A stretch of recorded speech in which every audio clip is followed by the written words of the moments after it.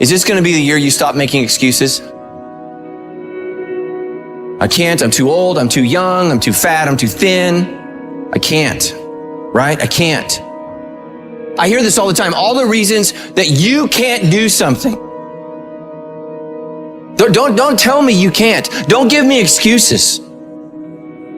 What's the reason you've given yourself why you can't be successful and you can't be better? There are people out here that could be more successful,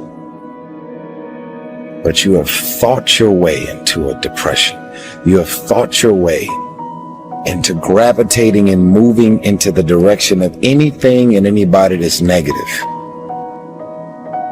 Everything about your life that you've decided that you've wanted for yourself is so negative, but yet you're expecting to produce positive results. Then it doesn't stop if you don't make it stop. So recognize the excuses are not valid. They aren't. They're trumped up. They're conjured up. They're fabricated. They're lies. And how do you stop the lies? You stop the lies with the truth.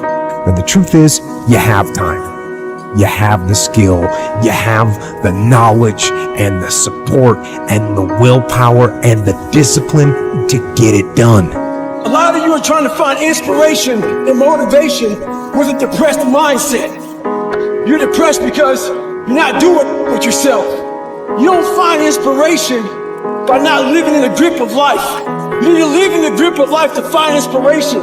Put challenges in front of yourself. When you put a challenge in front of yourself and you attack it, that's when you find inspiration.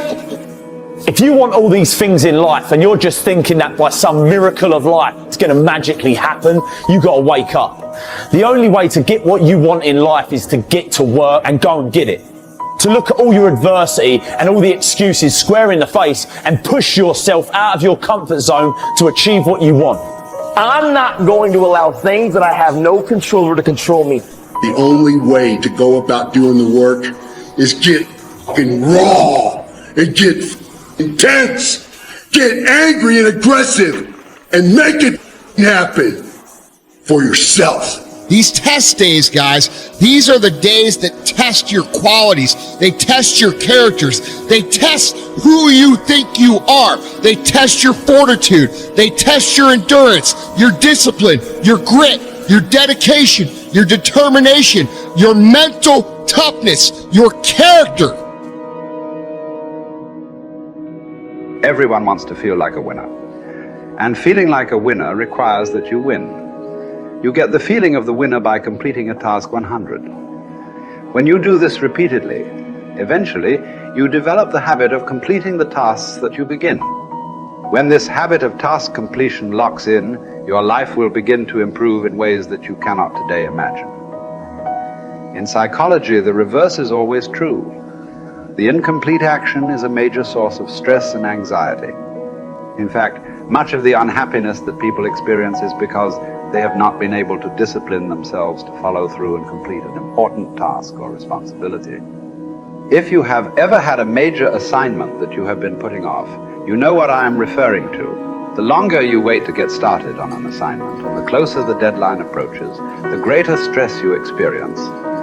It can start to keep you up at night and affect your personality.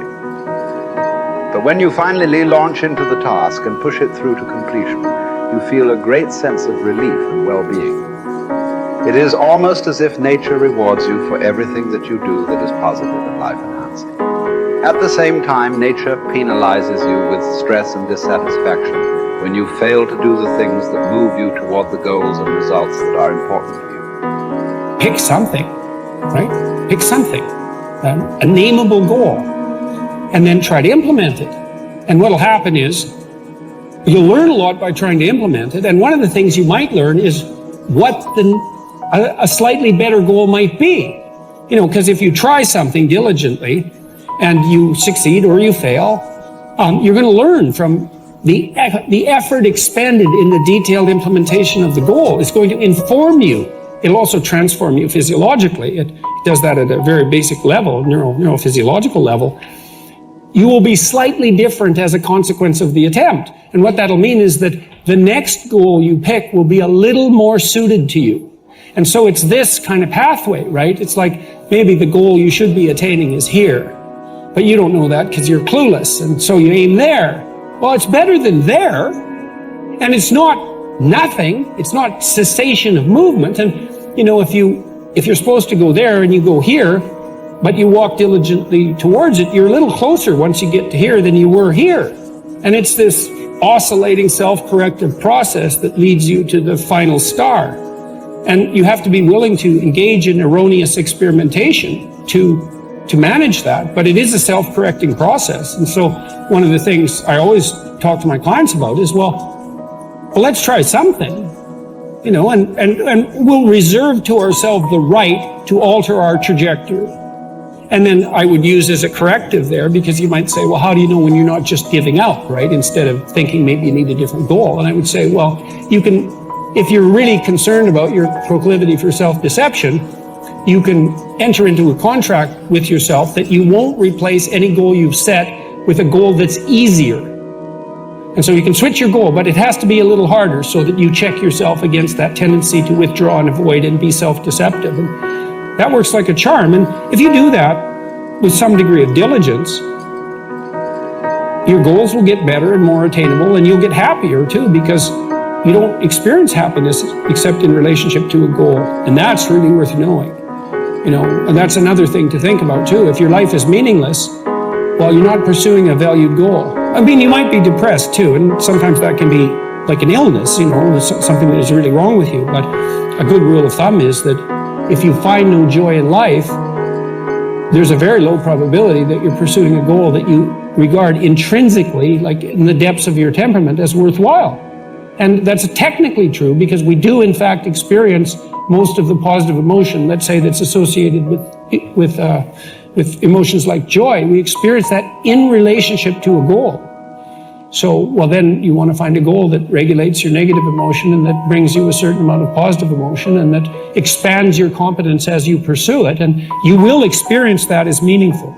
That's really what meaning signals. Meaning signals you're doing all those things. You say, well, that's not real. It's like, don't listen to the semantic chatterbox so much, right? There's levels of you that are far wiser than that. And you can watch what happens to you instead of noticing what you think. The way that you develop courage and confidence is with knowledge and skill. Most fear and doubt arises out of ignorance and feelings of inadequacy of some kind. The more you learn the things you need to know to achieve your goals, the less fear you will feel on the one hand, and the more courage and confidence you will feel on the other. Think about learning to drive for the first time. You were probably extremely tense and nervous and made a lot of mistakes. You may have driven erratically and been a danger to yourself and others. But over time, as you mastered the knowledge and skills of driving, you became better and better and better, and your confidence increased. Today, you can quite comfortably get into your car and drive across the country with no fear or worry at all. You are so competent at driving that you can do it well without even thinking about it. The same principles apply to any skills you need to learn to achieve any goal you can set for yourself. There's some times where the mind gets overwhelmed and you cannot slow it down. But by these certain tools I developed, by not allowing your mind to get away from the moment. You have to think about the exact moment that you're in.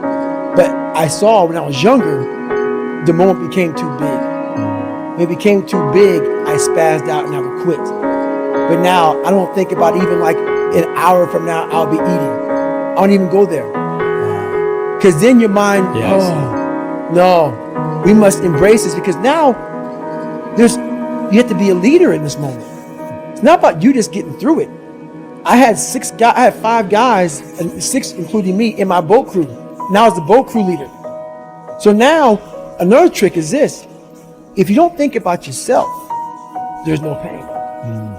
Which can also lead to pain later on in your life. But in these moments when you're struggling, if you are a true leader and you're worried about your men or women beside you, your mind doesn't care how cold you are anymore. Your mind's only worried about taking care of the men and women beside you. So I started realizing, man, if I take care of these cats to my left and my right in the worst moments, My mind is no longer thinking about, you're miserable, David Goggins. Get the hell out of here. You think about, how is John? How is Andy? How is Sam? How is Pete? How you guys doing? You're not thinking about me. So there's so many things you can do to get outside your own head to then allow your body to just be like, hey, we're just a machine. But you have to let your mind be able to process all these different tactics to do that. Take a different vantage point in life. When you are in the hell, you can't see the beauty of being in it when you're in it. Get on top of that mountaintop in your mind. Get on top of that mountaintop and look down on what you're doing. You can see a whole different world, and that world is beautiful. But you gotta get a different vantage point in the suck. Don't be in it. Spiritually, get out of it. Get that soul. Look down on what you're doing. Be amazed by the process of where you're at now and where you came from.